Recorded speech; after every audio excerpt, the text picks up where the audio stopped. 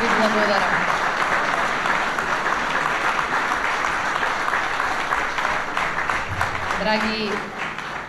Драги пријатели и сограѓани, денеска првото доаѓање во Ѓорче Петров ни беше да се видиме со општинската организација, извршниот одбор, ама и да дадеме една изјава на главната улица која го ја сече оваа општина.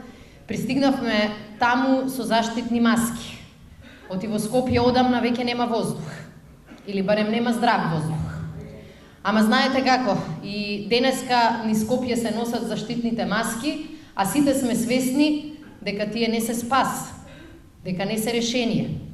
Нема заштитни маски ниту за спас од загадениот воздух, нема заштитни маски ни за спас од одземената слобода и демократија, нема заштитни маски кои ќе не спасат од економската мизерија, сиромаштија и невработеност кои завладеа со нашата држава.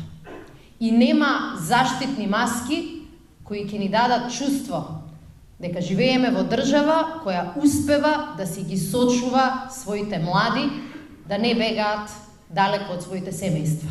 Имаме чувство кон историјата, ама во ниеден момент не смееме да ги заборавиме првите македонски победници.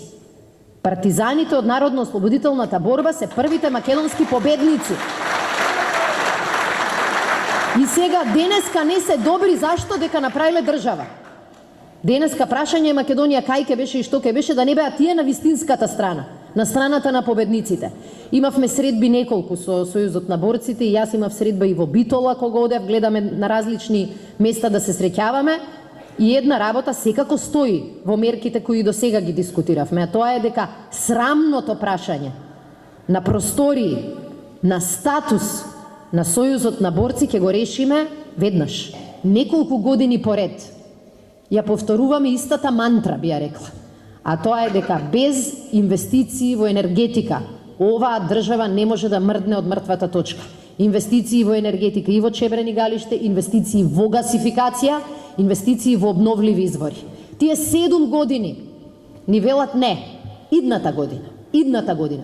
И денеска дигаат раменици кога струјата е поскапа. Не ни може да биде поевтина. Македонија од 80 до 100 милиони евра годишно троши на увоз на електрична енергија. И кога немаш дома, кога чукаш на туѓа врата, сметката што ќе ти ја испорачаат, ќе си ја платиш и ќе молчиш. Ама сметката, знаете како, процентот го зимаат тие од извозот на струја, а сметката ја плаќаат граѓаните на Република Македонија. И затоа не ги боли по нивен грб. Колку од тие милиарди евра се всушност пари украдени од секој македонски граѓанин? Тоа е, за жал, главниот проблем. Тие пари не се користат за да убедат луѓе да раѓаат трети деца. Многу ми се допадна ова. Не е битката за трето дете. Битката у Македонија е за првото дете. Битката за Македонија е да ги зачуваме и родителите.